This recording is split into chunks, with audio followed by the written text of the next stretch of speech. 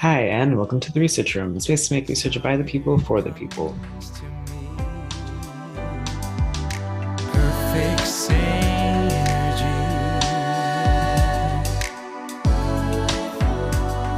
And today we have another episode of Falsifiable Fridays, where I will be continuing on with the topic of memory. And so last week I was talking all about how we can potentially improve memory. Today I'm going to be talking about something that is probably the exact opposite and is not so great for memory. 420 was recently, just a few days ago. And so I thought it might be worthwhile to talk about weed, basically. And I mean, it's not only on our minds like during 420, of course. In America, at least, in America, there's quite a few people that are into at least trying weed. Almost half, 49%, have said that they have tried weed at least once in their life. And around 12% say that they smoke it. This number has only been going up. So back in 1971, which is the first time that I know of any surveys that have been done on this, it was about 4% of people. Now it's about 49%, right? So that means back in 1971, that was about 8 million Americans. Cool. Now that's about 165 million Americans. And so it's quite a leap, right? From where we were about 50 years ago. Change is happening at a pretty progressive rate when it comes to weed. There's that. There's also the fact that like most people think that weed should be legal, whether that is for strictly medical purposes or like just in general. Across those two things, about 90% of people say that weed should be legal in some form. And so I think there's a growing interest, there's growing use, all of that. I mean, also the government is trying to make weed legal at a federal level. Cool. That is, I mean, it's something that's been tried in the past. It's going to continue to try to happen. Probably the chances are only increasing. However, as more and more people use it, as we get more research on this topic as well. So you probably know about some of the positives here when it comes to weed. You might think about like how it could like reduce anxiety potentially. That's why some people might use it.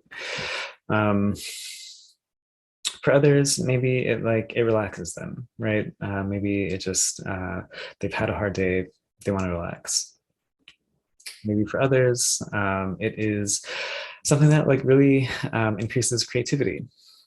Maybe you need to be in a field that is very creative, and by using this drug, you're able to get some of that creativity or that inspiration for your mind a little bit. Whatever the positives are that you know of, they are likely out there, right? However, there are also going to be negatives, right? You are ingesting something. Um, there's going to be pros and cons to most anything. I mean, really, like literally anything, but especially when it might come to like things that are altering our system in some kind of way.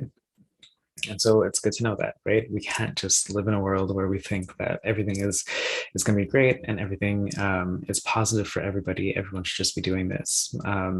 That's just not the case. So I mean, I say all this like also like it doesn't matter what my opinion is on any of this stuff. Like I'm not even gonna say what my opinion is on anything. I'm just gonna say that like I mean this is what the research shows, and so I want to be able to inform you on what is happening here.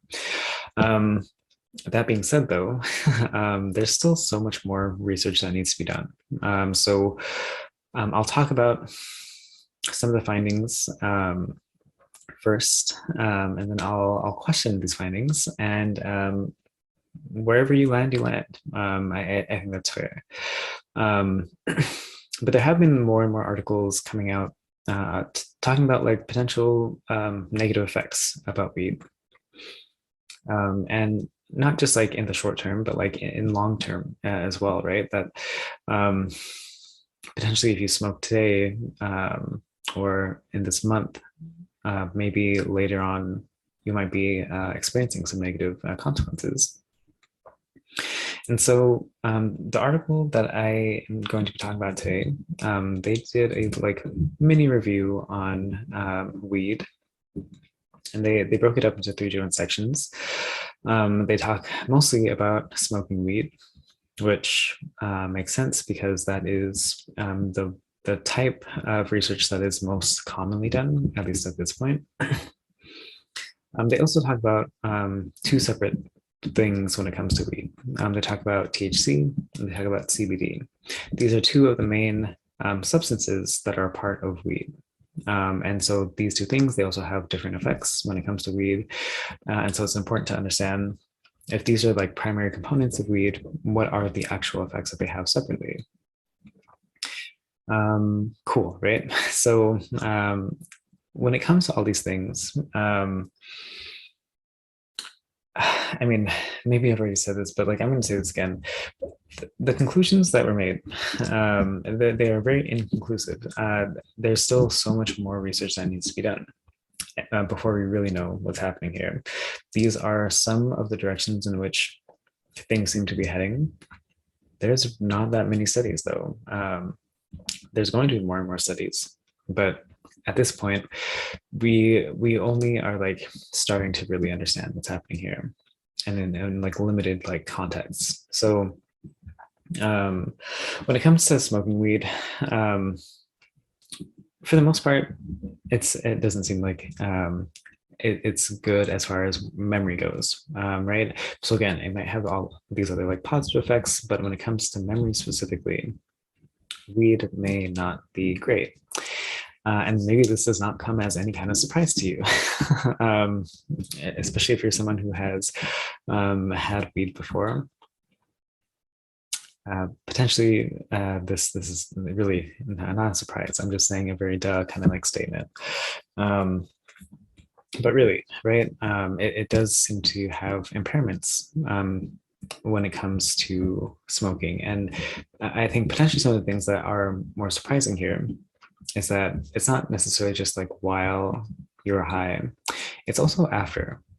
So if you have smoked, and even after 24 hours within smoking, so I mean, for the most part, like your body has processed and worked through the weed that's in your system, at the very least, the feelings of like being high are gone at that point. And yet you still might have memory impairments. So that's something to keep in mind. And that's even like for people that have like only smoked even like a handful of times, like they did not have to smoke many times in order for this to start happening. And of course, this only gets worse if you are someone who smokes often. So there's that. I would say one of the biggest things when it comes to weed is this factor of THC. And so with THC especially, that might be the real reason for why we're having some of these impairments. So what they've done in some of these studies is they've injected THC straight into the system, and they saw what happened. They saw that memory was again worse, and the same kind of effect that you might see when it comes to smoking, right? For smoking, it might be for slightly different reasons. Yes, THC is probably a factor in that, but there's probably other reasons for why it happens. But it's probably one of the like crucial things to like think about. And so potentially like one thing you might think about as well is maybe I want to get a strain that is lower in THC to have less negative effects, potentially, right? We don't know. I'll very honestly say we don't know. But that is one way to potentially think about like that kind of finding, right? So there's that kind of thing. Then it comes to CBD, and it does. So that's like the second like main component when it comes to this. Um, the findings are a little bit mixed on this. There are some pros, there are some cons. So when it comes to um, some of the benefits potentially, that is usually for people that already have memory impairments. So if you have an impairment, if your work memory is not working in the way that it should be potentially, if you take CBD in some form, they're not completely specific on how to do it, but CBD use does seem to improve memory when you have those impairments already. If you have a pretty normal working memory, then that is not going to give you benefits for the most part, probably. Um, it's really only if you have like worse memory already, it might improve it. So this might be for people who have like certain mental conditions. Maybe that's like schizophrenia. There's also the potential of like people that already smoke, because we know that with smoking, you're probably gonna have worse memory. If you take CBD, that might help um, like bridge that gap that's there. Some of that decrease might be increased again. The other thing, though, is that it can potentially be not so good. And so, what I mean by that is um, for people that take CBD, um, they might still remember things. Things might consciously come to their memory. They might be able to say, like, oh, like, hey, like, I remember this thing. I remember I need to do something, but then not actually follow through with it. That's one of the things that come with this. And maybe again, like this is for anyone who's potentially ever smoked or taken weed in any kind of other way.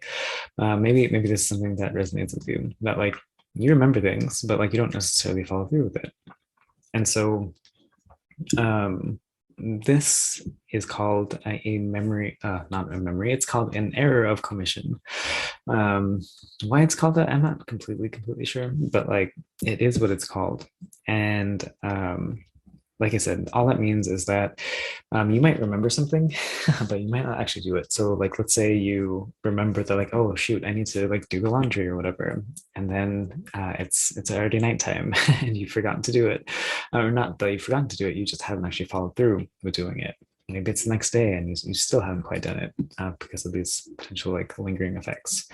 Um, so yeah, that whole idea is something that might be associated with the CBD um, side of weed. Um, cool. Okay, so that's a very general like breakdown of the findings here. But I have a ton of questions about all this, right?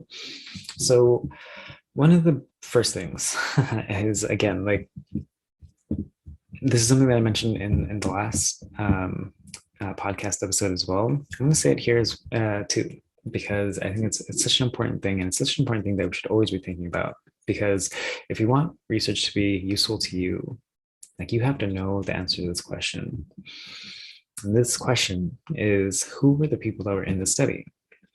If you don't know who was in the study, it is so hard for you to understand, is this something I should care about? Is this something that's going to affect my life? Is this something that I should be aware of? Without knowing that answer, it's so hard to apply findings in a way that is necessary for us to make like real world like decisions. And so we don't know the background, at least not from the article itself. The article, of course, references other studies, and you could always find those papers that are associated with those studies, and you could find out who are these people. But the thing is, like, I didn't do that. And I think it's a very like real thing, right? Like, who is going to do that unless you are a researcher who has a very specific question, and so you're looking into the background of some of these people. If you're just a normal person, like you want that information already, or you're just not going to be thinking about it, right? And so that's kind of what happened here. Like I could have definitely gone out of my way and like found these other papers and like read through them and tried to figure out like who are these people and like what does it mean for me. But also that didn't happen. So yeah, I mean, what do you make of that, right? Like, who are these people? I just have to guess at this point. Are they your average weed smoker, whatever that means, right? Are they a mix of people that maybe some of them do often smoke, maybe some of them smoke just a little bit, maybe some of them smoke a lot. Maybe these are a mixture of people that have tried weed through different mediums. Do they smoke with others? Do they smoke by themselves? Like these are definitely important questions, right? Like on all things that might be affecting our brain functionality. Do they have access to like medical resources? Are they people that like have insurance and they can like go to a hospital if necessary? Are they facing other conditions? Is it just more likely that people that are smoking already have other conditions that they're living with? Are they young? Are they old? Are they even human? In some of these instances, they might not even be human. Some of the studies look at rats. Cool, great, important work. But if I'm trying to really figure out, is this something that I need to be applying to my life? I need to know, has this been done with other humans? And what happened when it was with other humans? And even then, that doesn't necessarily mean that it applies to me. But that's at least another level that like I can start to like believe this finding a little bit more. It's good to know for knowledge sake that potentially this could happen because we've seen it in other animals, that maybe this happens here with us as well. Not necessarily, though. There's a lot more that happens in our brains. And so, um, I don't know. That's the thing here. I don't know who these people were. And so I don't know how it's going to end up applying to our lives. That's one huge thing. Another huge thing is, what do they mean when they say memory? Memory is so many different things. And I mean, I'll tell you what they generally mean by memory, because there are certain tasks that they do in a lab to figure out, is memory better or worse and all that stuff. There's that kind of conceptualization, and then there's like real world, like real life, everyday kind of conceptualizations of what memory is, right? And so I'll say that like for these studies, it's usually short-term or working memory. What do I mean by that? I mean that weed might end up impairing your ability to like repeat something that somebody has just said, or like if you had to remember something from like not that long ago, maybe 5 seconds ago, maybe 10 seconds ago, are you able to do that? Are you gonna have more errors? So, and people that use weed in some sort of way, these people are more likely to have these short-term sort of like impairments. That's important, of course, right? But what does that actually mean? What are the actual consequences of something like that? How might it affect my social life? How might it affect my own like individual life, as far as like progressing day after day and doing the things that I need to be doing? I don't know. As far as I know, there's no actual study that like is really looking at that. There might be, of course.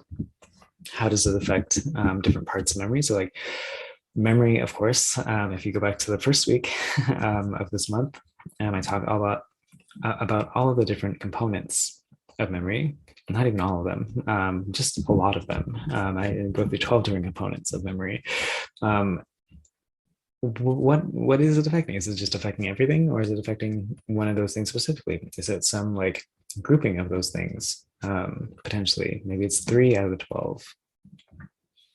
Does it affect our visual stream of memory? Does it affect our auditory stream of memory? Can I remember some sort of pictures better than others? Can I remember some sorts of like audio better than others? Or does it just make everything worse?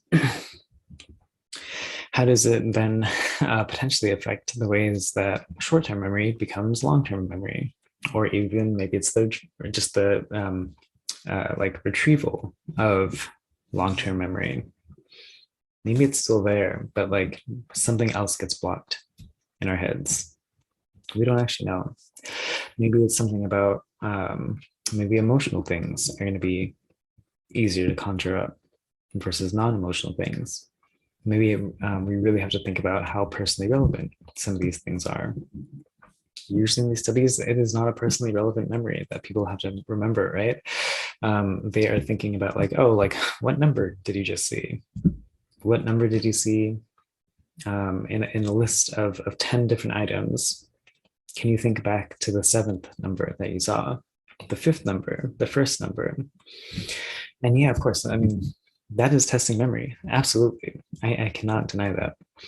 But also, is that really what we're thinking about when we're thinking about memory? Probably not, right? We're thinking about all the things that are happening in our social world. How did I interact with that other person? How did that person perceive me? What did they actually say? What are they talking about right now? Am I understanding what they're saying? Am I putting the pieces together? If I see them again, am I going to remember all these different things? We don't know right now. Like I said, as far as I know, there's no actual um, research on this. Maybe there is. I haven't found it yet. So, yeah, that is what do they mean by memory? That's what I want to say on that. We don't know. We don't know exactly what they mean. And if we do know, we know parts of it, we don't know exactly how that's going to relate practically in our everyday lives. Last question I'm going to say or ask: should we actually be using weed? This is a super tough question, right? I wouldn't say we have nearly enough evidence to make an actual yes or no statement on this. Even if we had a ton more research, I still wouldn't be able to really say like a yes no general kind of like conclusive statement, because for everyone it's going to be a little bit different, right? Everyone has slightly different backgrounds, everyone has slightly different things that they're going through. It's going to be different. And so of course people should be like generally free, especially at this point, generally free to do what they want, especially since it doesn't seem like there's anything that's just so severely consequential about this that needs to be stopped immediately. And because people have actually had benefits, right? It's hard to say at this point, should people be doing this or not? And so, yeah, we just don't have quite an answer through research. If you are looking for something that can like weigh all the pros and cons of everything, that's not out there yet. Eventually, I'm sure, but at this point, no. I think one thing to remember though is that something that this review does end up saying is that there does seem to be potential long-term effects when it comes to memory. And it's going to be up to you to weigh like, is that something I'm okay with or not? If you're okay with it, cool. If you're not okay with it, maybe that's going to be a reason for you to think twice about doing this. We also have no idea if that is only for smoking, or like if it's ingesting through other means, if you have the same kind of effects. We really don't know yet. And so that's where I'm going to end it. Is that